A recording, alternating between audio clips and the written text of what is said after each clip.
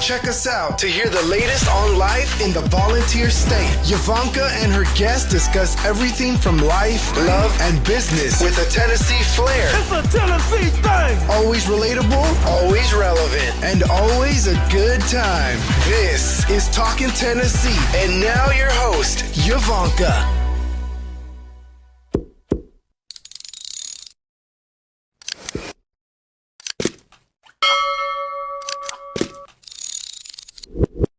This episode is brought to you by the Landes team, your go-to real estate family in East Tennessee. If you are looking to buy or sell, we are the ones you should call. Give us a call at 865-660-1186 or check out our website at YvoncaSellsRealEstate.com. That's Yvonnca, YVONNCA, sellsrealestate.com. Welcome back to Talking Tennessee with Yvonnca.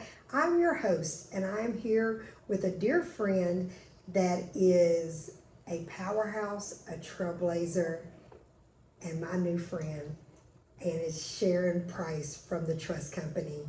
Welcome to Talking Tennessee. Yvonnca, it's great to be here. Thank you very much. I'm flattered that you reached out to me. Most definitely, most definitely. Well, I have to tell you, several people have mentioned your name to me, and I have always known your name and known things about you, but I didn't know as much as you have done.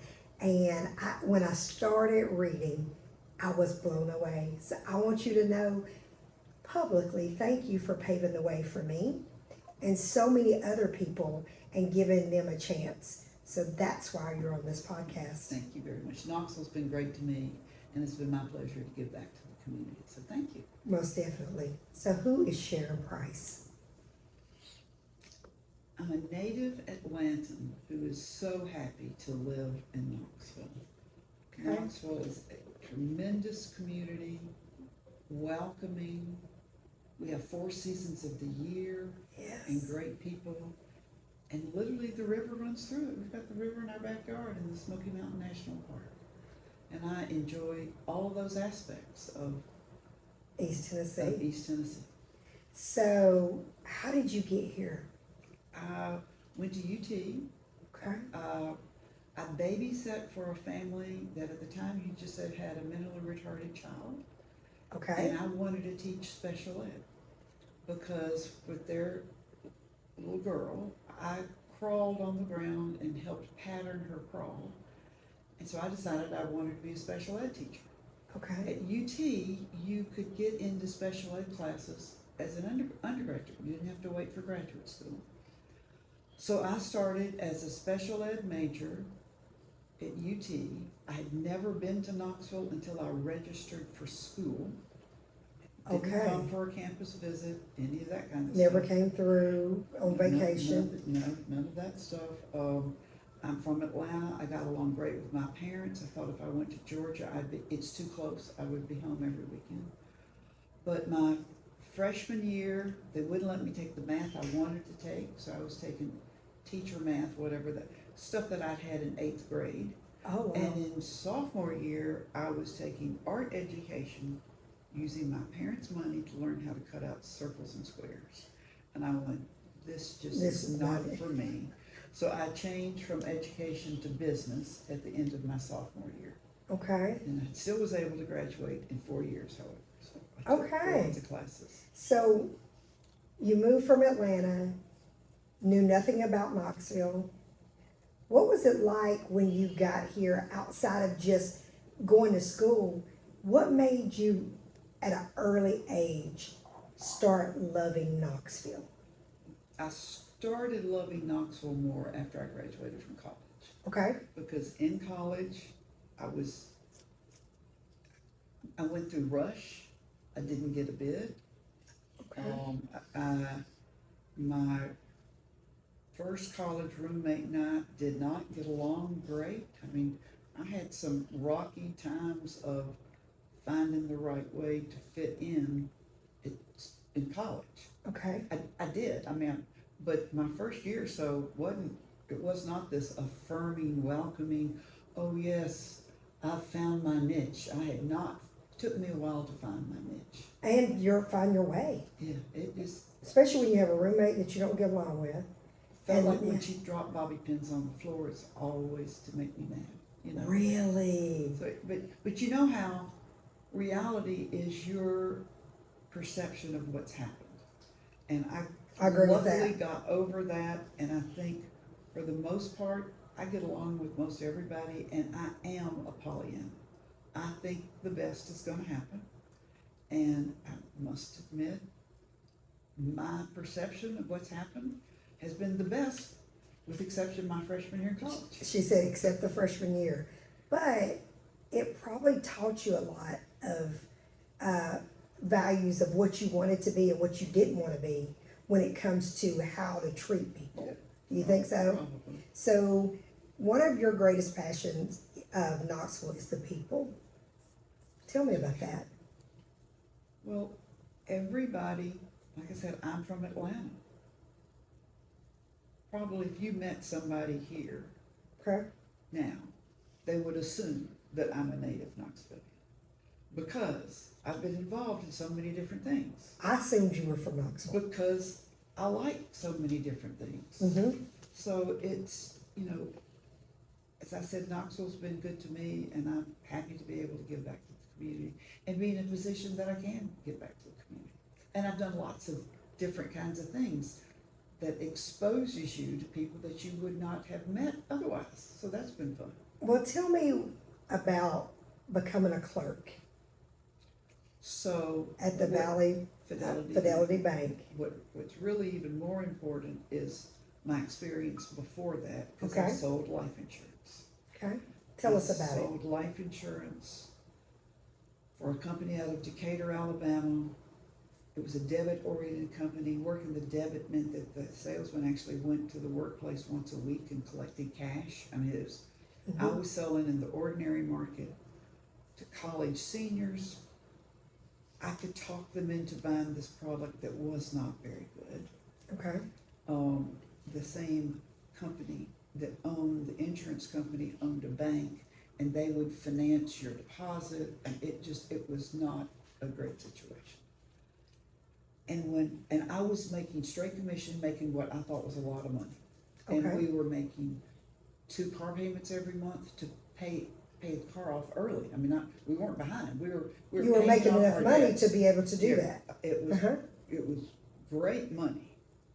But when I saw my general agent forge someone's name on an app, Oh, it's like life is too short to work with a company that you don't respect to start with. And now, here your general agent is doing something immoral, illegal, wrong, all of the above.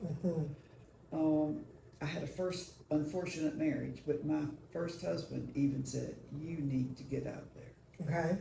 So back then, if you went to an employment agency at my level, entry level, you paid the employment. I didn't have any money to pay an employment agency to help me find a job.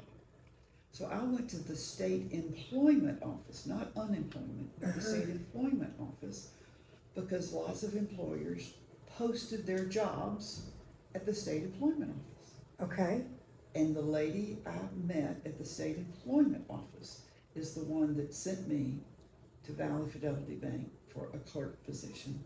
And by the way, she ended up becoming a client of the trust company of Tennessee. Really? And That's I amazing. still see her to this day. And that's, that was 50 years, that was over 50 years ago. but that speaks volume of what she saw in you before you even saw in yourself. Because the younger Sharon probably was trying to find her way, especially when you're at a job that you're seeing an illegal act. You want to get out, but you're still pigeonholed because you don't know where to get a job. And the thing Someone had is, to help you. as I had interviewed with every bank in town and nobody gave me a job, I wouldn't have either had I been in their situation. The odds of me staying in Knoxville were slim to none. So yes, I've got a degree in finance, but I didn't begrudge the fact that Park Bank or First Tennessee or Volunteers, that none of the banks gave me any kind of job. So, yeah, I accepted a clerk job at $325 a month. And I was $325 a month. I was a Xerox clerk Okay. and the dividend clerk. So the dividend clerks, if you own IBM, you get a dividend every quarter. So this is before computers. So the check would come in the mail. I would go to the mail room and open the dividend checks and match them up to my index cards that I'd already multiplied out what that dividend was supposed to be for Yvonca's account versus for Susie's account, and make sure Match it that up. it matched those up, and then make the deposit ticket out and deposit it into their accounts. Was that your start of loving the industry of finance? Do you think? I was a finance major. I liked investments. So Okay. at least now I'm working with people I respect. Mm-hmm. They're honorable. And I get promoted along the way pretty quickly. So it was not a long time that I was, I'll say, just a dividend clerk. I did valuations and I did tax returns and, Did so- you ever have, during that time early on, I know you got promoted, but did you ever have the time that it was a woman that they looked at you as a man should be in that position? Or did you I never deal with had that? a female chip on my shoulder. I recognized the reality that I was told there wasn't a training program, but on the phone bank, there was a trainee phone line. They just at that point had never had a female trainee. But I didn't let that consume me. If I was gonna be the Xerox clerk, we only had one copy machine in the bank and it was downstairs. I didn't even know what a collator was, but I was the collator. I put chairs up down the hall. If you're making 14 copies, I had 14 chairs. So I was putting things together. It's like, if I'm gonna be a copy girl, I'm gonna be the best? copy That's girl what I was about to ever. say. So I ended up getting some promotions early on. Okay.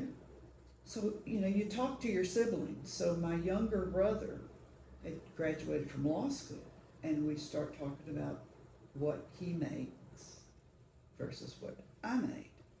Okay. And I got mad. I got mad at my parents. How come they didn't push me harder? So that was your first time of seeing the difference between what a woman gets paid This versus is- a man. To me, this is my little brother. It wasn't wa- male, okay, it was not male, okay. female. I get It's that. my little brother. Uh-huh.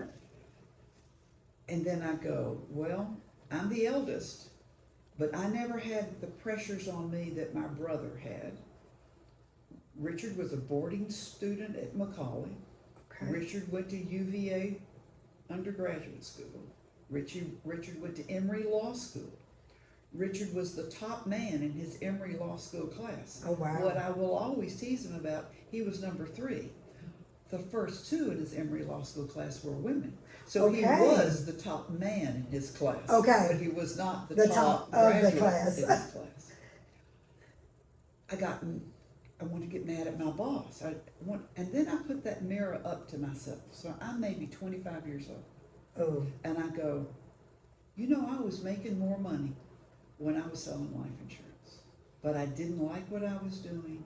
I didn't respect the people I worked with. oh. I'm in a good place now.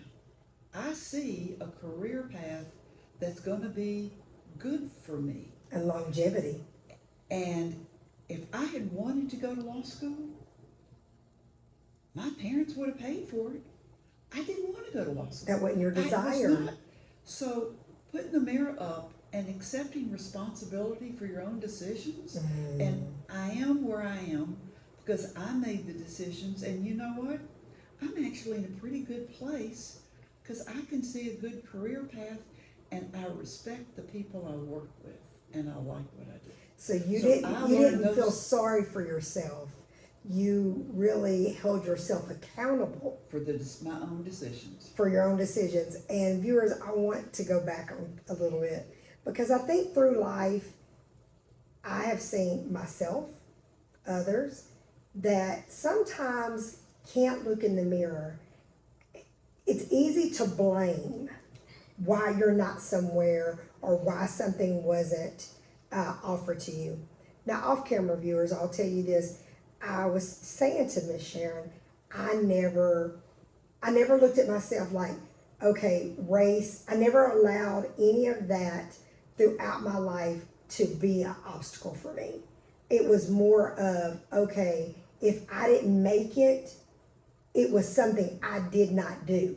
You know, I didn't blame, you know, anything like that. You get what I'm saying? So when you sit and say, you looked in the mirror and you said, okay, I know what I want to be, but you knew what you didn't want to be. You didn't want to be a lawyer. You didn't want to do illegal stuff. You had a finance degree, and you wanted to build from it. That's what I took from that. That's right. Is that what it was? That's exactly, yeah. Okay. And so from there, where did the grind come from? Because the more I read about you, that's what I saw, that you just put your head down, not down like, oh, I'm not good enough. You went to work. You went to work and you grind to get the stepping stones to each place that you went. How'd you get there? I said I had a first unfortunate marriage. Mm-hmm. Someone who would not accept responsibility for his own decisions, and everything was always somebody else's fault. And I knew I didn't want to be like that. So, and like everything for him wasn't good enough. I was so tickled that at age 25 or 26, we actually bought a house. It wasn't. That's big. It was especially not, in those times. It was not the house that it wasn't a big, expensive, it was a new house. We had a dishwasher. We had air conditioning. I mean, I was so pleased with what we did have. Pollyanna here, I'm a glass not only half full, my glass is 3/4 full all the time. Mm-hmm. And that perspective led me to help make right decisions, of seeing the right answers that were right, might not have been right for everybody else, but they were the right answers for me. And I liked what I was doing. I liked the people I was working with. I was setting up retirement plans. I knew about that. The fact that I was not from Knoxville, young and female. Yes. But I could talk about investments in a way that people understood. I could talk they about could hear the passion. The technical terms of ways to help doctors set up a retirement plan that they'd never known about before. And so I could be a problem solver. I wasn't a salesman. I was a problem solver. And that's what a lot of people don't realize. You have to be able to solve problems. In any form, I think, any form of business, because there's going to be problems that come. But I think what people saw from you at a young age up to now is the passion of what you were doing, that it poured over into their cup. It filled up their cup into their investments, and it made them rise because they knew they had someone behind them that truly believed in them. Yeah. You know, and so let's go back to what you bought your house and in your 20s. You know, that in itself is an accomplishment, because think about back then, that wasn't always happening. So tell me, as a young woman in the finance field, you know, what was your goal? What was your goal to do before the trust company? So I just kept working hard.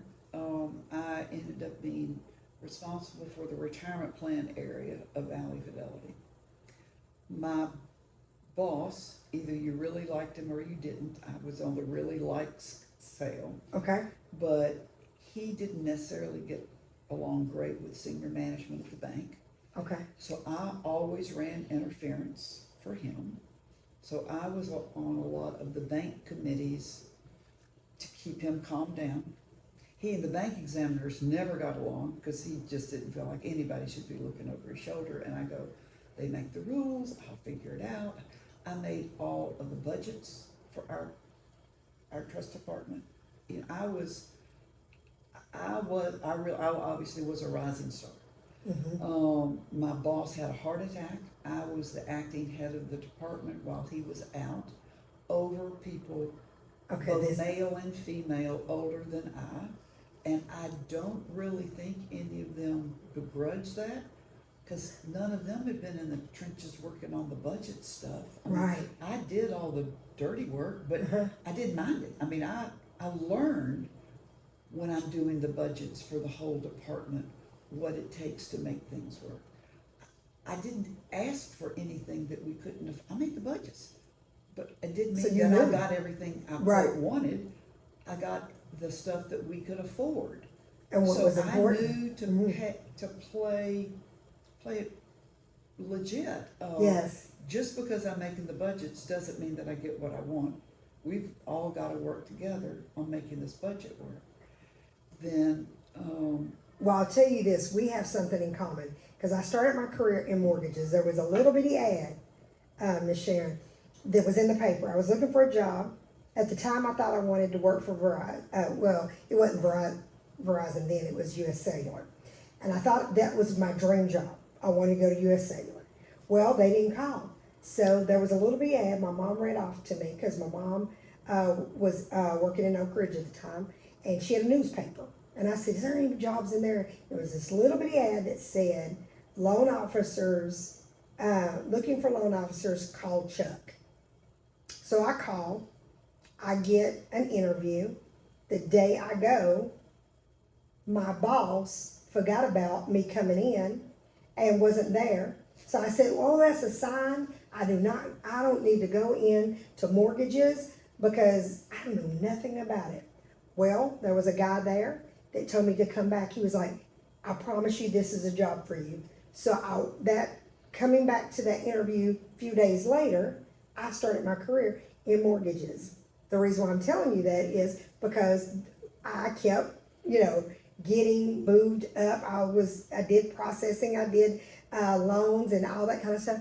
And so there was a business that my company knew they had to do business with, but my boss and the boss at that company didn't get along.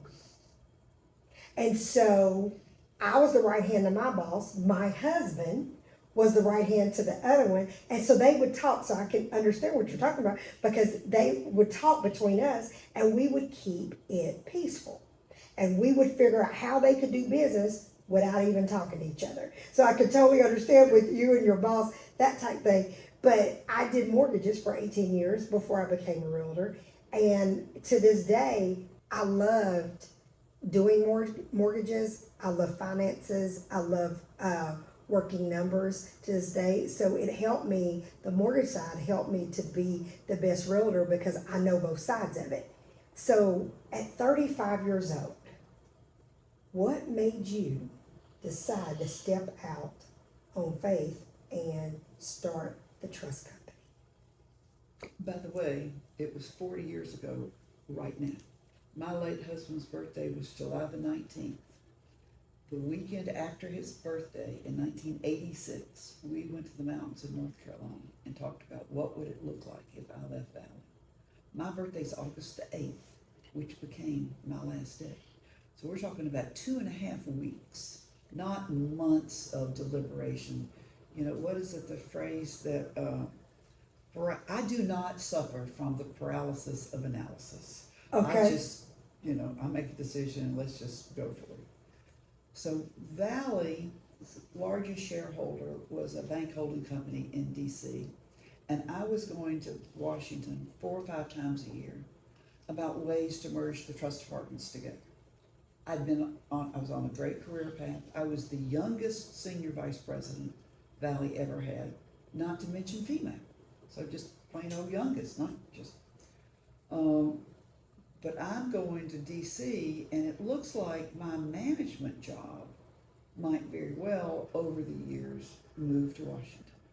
Now I'm happily remarried. My husband's a professional physician here in Knoxville. We weren't going to move something. And your life was already My life was building. Yes, and real active in my church. So it was like, well, I started the retirement plan area for Valley. I could probably do that over again. So starting the trust company wasn't because I felt like an entrepreneur. My boss at Valley made me feel like an entrepreneur. It wasn't about the money. At that point, now I realize I'm comparing myself back to my brother. Yes. I realize that in reality, lawyers make more than junior bankers do. Sharon, that's your career path. You chose that. Right. Just be happy. You might not be happy with it, But you just have to accept it that don't way. compare yourself. Right. So I'm happy with what I'm doing. I'm very happy with the senior management of the bank. I know I can see my trajectory. And you wasn't looking to be an entrepreneur. But I was concerned about what the future was going to look like. And I really feel like at that time, the president of the bank and the chairman of the board of the bank saw some handwriting on the wall. If they could have raised the capital to have started a bank, I think they would have. Okay. So I don't think anybody, they didn't want me to take business, but I don't think people were shooting darts at me. Now, they Right. might have been. It might have just been Pollyanna me. Yeah, thinking not that- seeing it. But I don't think they were shooting darts at me. So that was 40 years ago. Wow. This summer, that I left What a Valley trailblazer. and started the trust company. So tell my viewers, what is the trust company? So we're like the trust department of a bank without a bank. Okay. So what do? We are the wealth management business. We manage money. We manage money for individuals. Okay. We manage money for businesses. So we manage retirement plans. We manage money now that people have put into trust, even though our name is the trust company. Mm-hmm. For the longest time, the majority of our customers, were people who were alive and well and creating wealth and walk through the door and fire us tomorrow.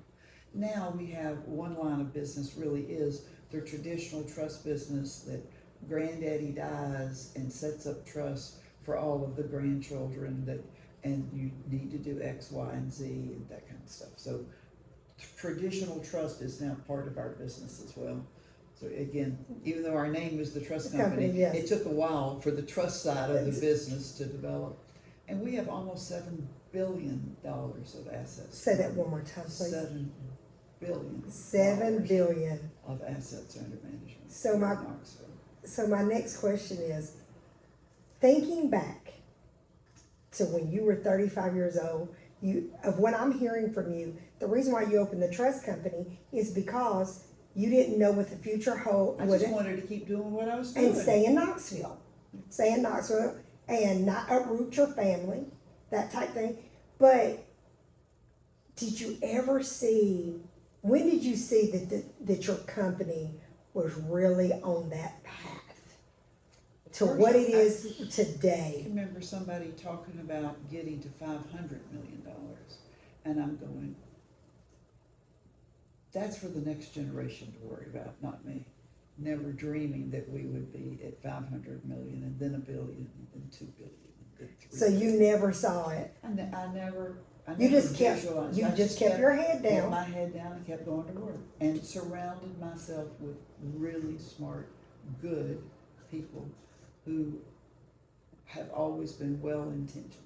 So let me ask you this. So you surrounded yourself with people that could help you, probably mentored you.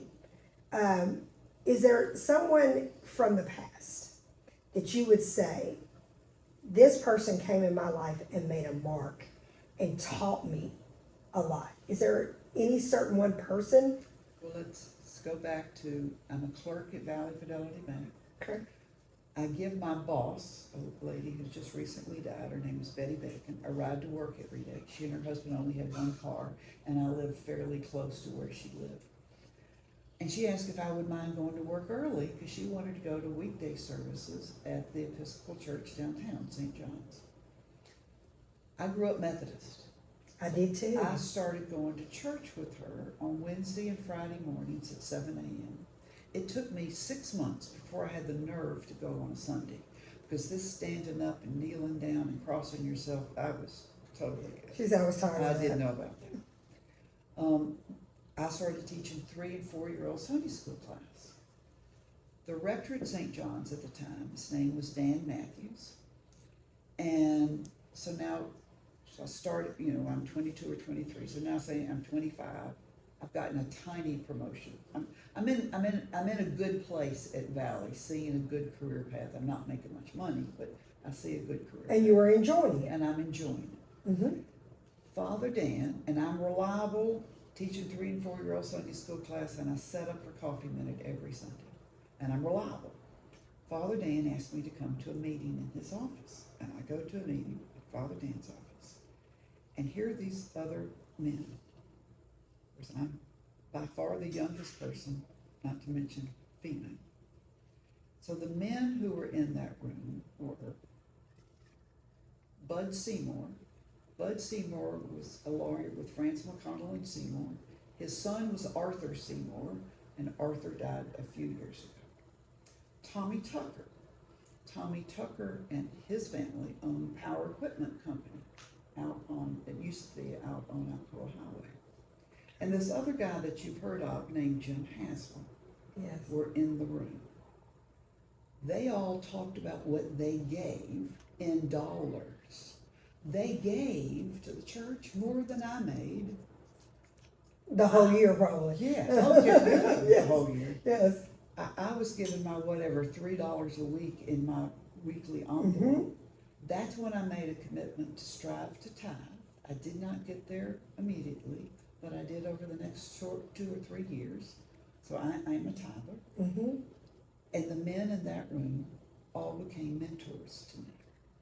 So if you've read my resume, you know that I'm chair of Friends of the Smokies. Yes. Father Dan is the immediate past chair of Friends of the Smokies. Father Dan left Knoxville in 1979 or 80, went to St. Luke's in Atlanta. Then he went to Trinity Wall Street, which is the wealthiest Episcopal church in the country. But he and his wife also, before they were at St. John's, started a place in the mountain called the Swag, which is in Waynesville, North Carolina, which is a kind of started more or less as a retreat center, but now it's a lovely, lovely inn that Father Dan and Diener continued to own and manage. Diener physically managing until about 7 or 8 years. Father Dan is 93 or 94. Okay. Diener is 96 or 97. She's a couple of years older than Father Dan. And they continued to own the Swag until, I'll say, a few years ago. Okay. And a few years ago, a couple who had honeymooned there ended up buying the Swag. That couple would be Annie and David Colquitt, whom I guess you know of. So Annie's Bill Haslam's daughter, Jim Haslam's granddaughter. Okay. And so they now own the Swag and the adjoining property called Cataloochee Ranch. I did not know that connection. Yeah. Oh, wow. So all those men in that room Became mentors to me. Jim Haslam is on my trust company of Tennessee board. Okay. He and I are having dinner tonight. Okay. You have to be sure to tell him I say hello. I will. I just saw him a few weeks ago. Tommy Tucker's wife, Molly, is the first person who asked me to go on a not-for-profit board.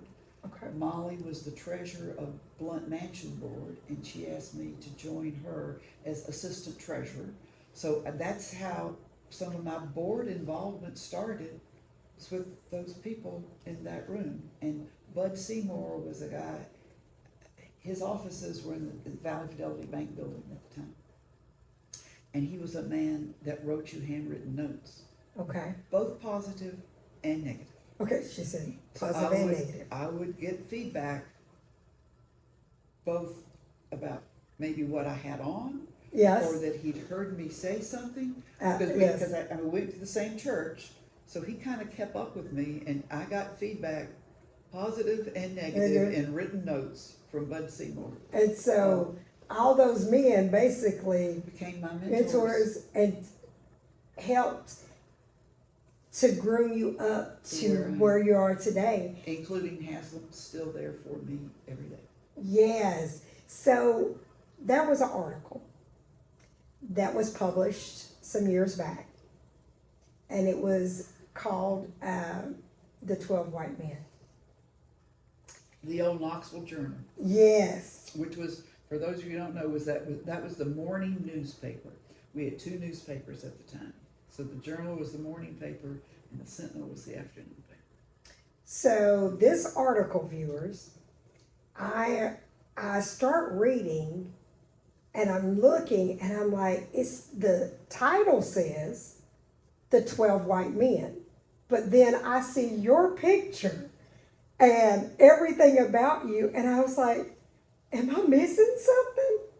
And then I just kept reading. Tell me how that came about, and wow. Well, I'll say, as I've said to you on numerous of your questions when you asked me about being a female, Mm-hmm. I've never focused on being a female. So I grew up with brothers. I was the oldest one. So I cut the grass first. Okay. We all took turns washing and drying the dishes. So You it were was just not, sharing. I was just a person doing my share of the chores that needed to be done.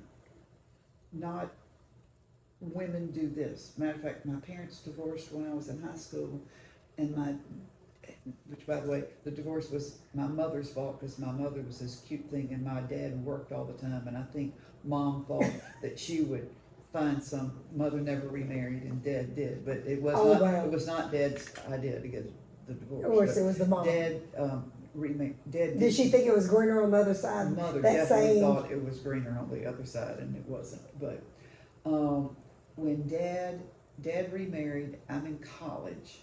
We had a lake house on Lake Lanier, and the water goes up and down. And I'm in the water, pushing the boat dock either in or out. And Dad's wife at the time said, "What are you doing?" And I said, "I'm helping push the dock." And she goes, "Don't you know that's what the guys do?" I'm in college. No one had ever told me that's what guys do. You just did. I just did. I mean, I killed my first deer when I was 9 years old. I mean, I went hunting What? and fishing, and I just did all the things that everybody Else else did. did. So there Wow. was not, women do this and guys do that. So you just I grew up comfortable in my own skin around guys.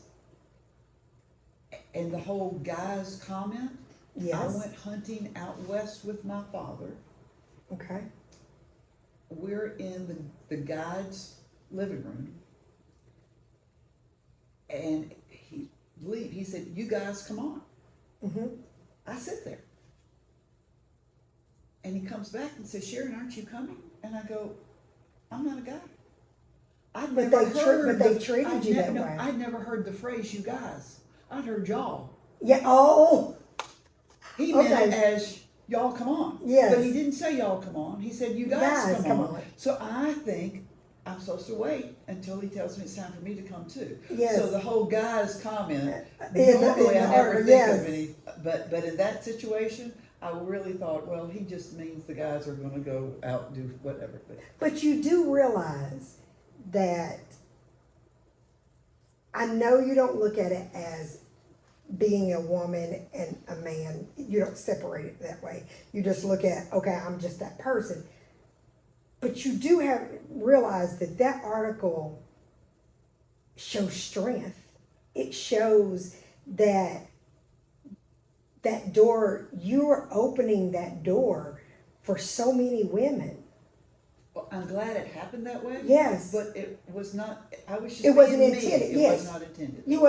But you've opened that door, and just reading about you, and then I read the article and different things that you've done in your life. When the article was written, it might have been written before I started the trust company. Because when I think back on it, as a 35-year-old, I left Valley And the next week, I met with the president and or CEO of every bank in Knoxville. And the president and or CEO of every bank in Knoxville knew who I was, because I was already involved in the community. Did that room help facilitate that? Of people giving you a chance? It perhaps did, but people who weren't, the Jimmy Smiths or Thad Cox, or the people who weren't in that room that I went to meet with, had just known me because I was a chamber ambassador, or I was one of those people that if I was assigned something to do on Friday, I'd try to have it done on Wednesday night. If I was given 3 cards, I made sure I called on all 3. And that's something I say to young people today. Don't take 5 cards to make 5 calls if you're only going to make 3, because I need you to say it one more present time. yourself. I want you to say that one more time. Only take on what you know you're going to do, because in the not-for-profit world, or any world, if you say you're going to make 3 calls, you need to make those 3 calls. Don't take on 5 calls, because it's going to look good to others in the room when you raised your hand to make 5 calls. They're going to also remember if you only made 3 of those 5 calls and somebody else had to clean up after you. So make sure that you don't Do bite what you off say. more than you can chew, and do what you say you're going to do in a timely basis. And that then becomes your reputation. So I'm 35, so my reputation on whatever not-for-profit, whether I was on the board or just a volunteer working, I followed through with what I said I was going to do. It's not rocket science. It's really not. Is that how you became a community leader? Outside of your job? I think so. Because you've done so much for the community, you've given back. What made you go down the path of just giving back? Just like for United Way, I've enjoyed it. I've gotten to know so many people. So this year's United Way campaign chairs are Mike Keith and Jim Ashley. And they made their call on me this last week about a business owner participating. The trust company was the 11th largest employer dollar-wise in last year's campaign, and I'm pretty That's proud. amazing. We That's amazing. We only have 120 employees, so you compare that I was about to to ask you that. lots Yes. of others. But when I was campaign chair, to go meet with business owners or the chairman or whoever, and just learn about their businesses, I would have never met a lot of people had I not been United Way campaign chair, that put me in their corner suites, asking them to personally participate and their business to participate. So United Way gave me the intro because they were interested in United Way, but then I got to meet them and it was fun. Yes. And learning And making about those different connections. people. Yeah, and it wasn't, I guess it's ended up being good for the trust company, but it wasn't about being good for the trust company. It was about being good for the community. So another thing, because all that will come when it needs to come. as I've Just said to do young right. people, get involved in things that you like. I agree. Don't get involved in things because you think it's going to be good for your resume. It stinks if you're doing it for your resume. It shows through. I so that agree you're with doing it that. for your resume. But if you're doing it because you like, you're enthusiastic, you're going to follow through. It's not drudgery. You're doing it because you like to. I have to have passion about it. I'm not a person that just the checklist. I'm not a checklist person. Oh, I have to make sure I'm on this board and this board and this board. That's not me. I have to know I believe in the cause. I have passion to fulfill it, and then agree with the mission.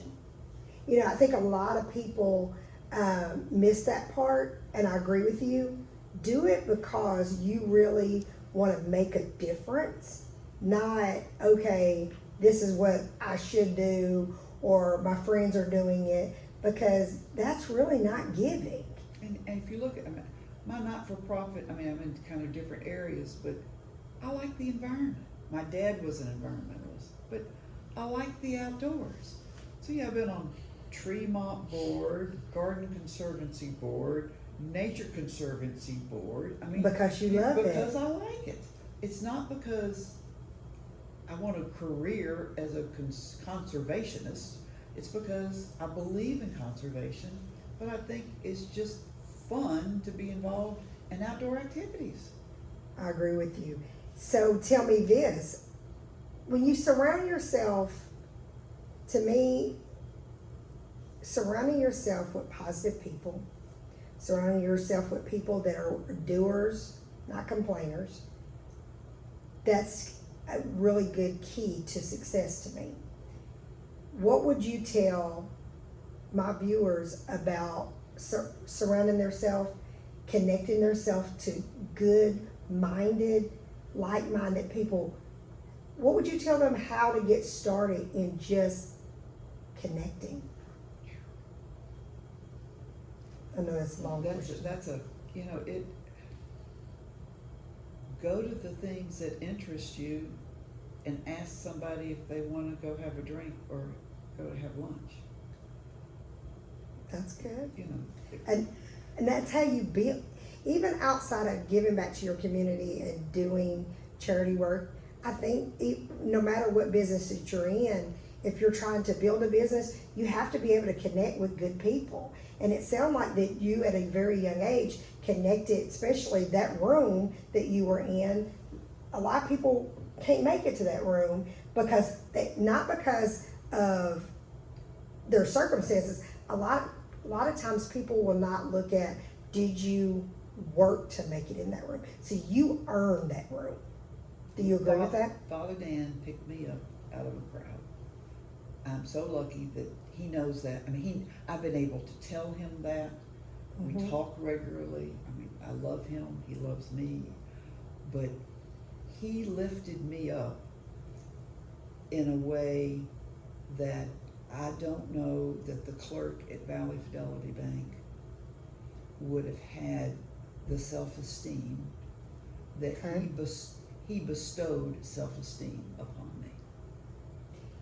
I can see that, because your old boss, he had his own situation that he couldn't get out of his way, for one. Well, That's what it the sounded guy like. that was fortunate as that. Yeah, that one, yes.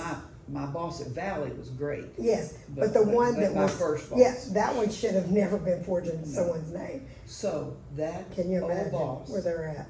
well, so his now ex-wife is a friend of mine now. Really? And all this is public, so I'll call names.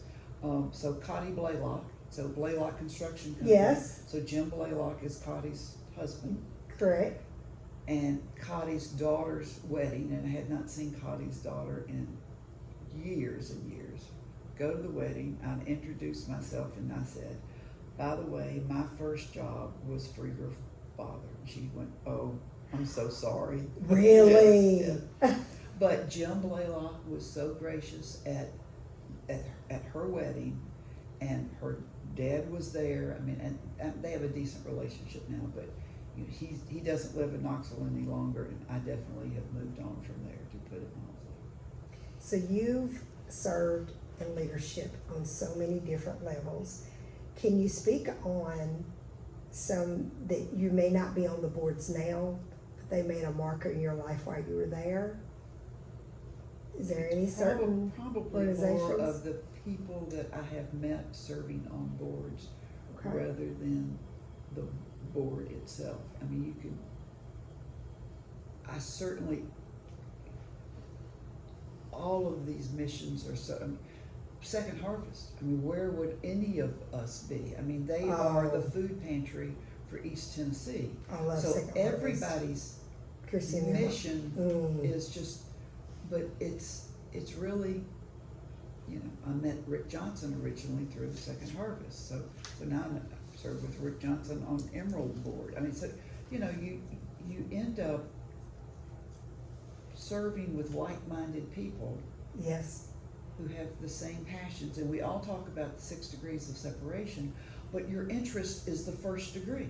If I'm into flowers and wine and travel, Okay. if I was into stock car racing, I would be going to different locations than I am if I'm interested in going to see gardens.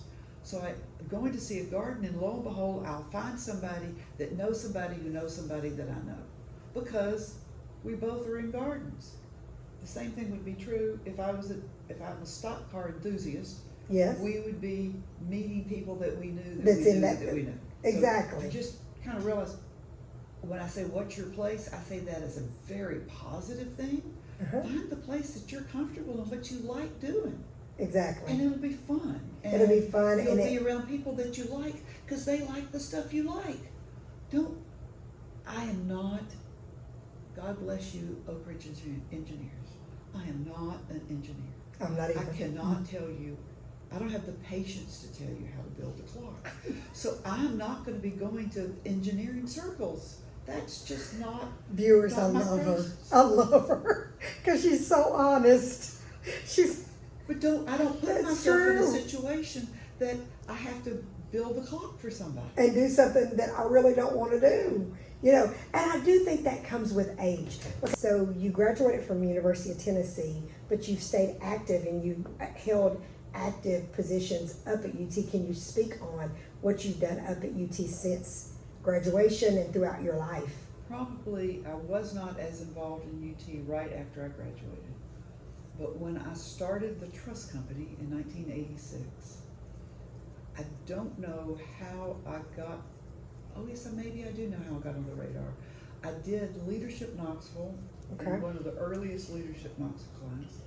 And I think the year after I did Leadership Knoxville, I did Chancellor's Associates at I'm UT. about to do Chancellor's Associates. I really enjoyed it. Okay. And it was, I guess, the year after I'd done Chancellor's Associates or somewhere, and had just started the trust company. Harold Black and Jim Wansley. Okay. Harold was the head of the finance department at the time, and Jim Wansley was an instructor. They called on me, and they were starting a finance advisory committee.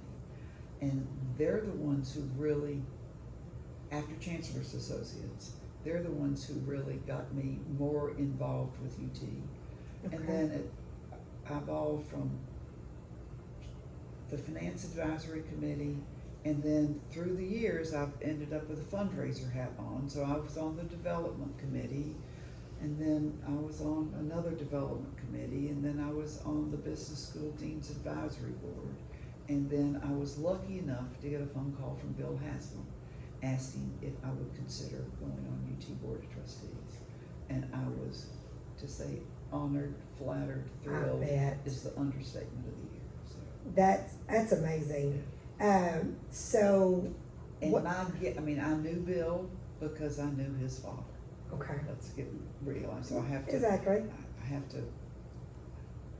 I never have asked Bill, did his dad recommend me? But I knew Bill. And I had supported him as governor. But Obviously, he was but governor. his dad probably did because. I'm guessing his dad probably. Yes. But I don't know. And I know you truly honor that friendship of Mr. Haslam. Yes. And cherish that relationship. He's done so much, in his life. So tell me this, what's next? For Sharon Price and the trust company, and even outside the trust company. What do you see for the future? Well, I certainly don't work anywhere near as hard as I once did. We have a house in Western North Carolina. My husband's totally retired. He's a golfer. I'm not. We have a weekend marriage in the summer, and it works great. I go up on Thursday night, and I come home either Sunday or early Monday morning. When I'm gone, he plays golf all the time. When I'm there, he plays golf one day. We have people over. We cook out. He likes to cook. I like to cook. We both like wine. So we eat, drink, and make merry. In the non-golf season, I can get him to travel. Okay. And then I like to scuba dive. So we go places for me to go scuba dive. He likes gardens too. He's gone with me on some garden tours. Yes. There are other garden tours that I've gone on. The Garden Conservancy does fabulous conservation work, but they also have some really wonderful trips. and trips that I feel comfortable going on as a single female. That you're with like-minded people, but it's a safe environment. And you truly enjoy see it. gorgeous, gorgeous gardens, and eat pretty good food and drink pretty good wine. There you go. So, if you could name one thing that you would say to women, make sure you do this in life. Name one thing that you would say you would do, that you think women should do, and one thing you would say women shouldn't do. And the reason why I'm asking that, because you have broke down barriers for so many women. Help us to make this future better. I guess the easier for me is going to be what you shouldn't do is second guess yourself. I think women, people, I'm not one to just always talk about women. That's fine. Are so critical of themselves. Give yourself some grace and don't second guess everything. And as I've already said, I do not suffer from the paralysis of analysis. So I just shoot from the hip, and it doesn't always work out. And you don't beat yourself up over it. And it's okay. You just try it and do it again. So maybe that's the other part of just try it. And if it doesn't work, do it over again. And not look at it as a failure. Yeah. I've learned that you can fail at things, but it doesn't mean it's a failure. Yeah. It may just You not. learn from something. You learn from it, and then you can grow and go do something else and not beat yourself down. Okay, it just didn't work, but there's so many other things that will work. So I want you to know it's been a pleasure talking to you. The door is always open for you to come back on this podcast. Anything you would like to share as we finish this out. But it's been an honor to interview you. Thank you. Well, I guess I should close with Halloran's tagline. Go ahead. Of anything is possible. Anything is possible. Tune in this Friday. Bye, guys. Thanks for listening to Talkin' Tennessee with Yvonnca. Watch out for our weekly episodes from the First Family of Real Estate and check us out on the web, www.YvoncaSalesRealEstate.com. See our videos on Yvonca's YouTube channel or find us on Facebook under Yvonnca Landes and Twitter @Yvonnca Landes. And don't forget to tell a friend about us. Until next time, Yvonnca signing off.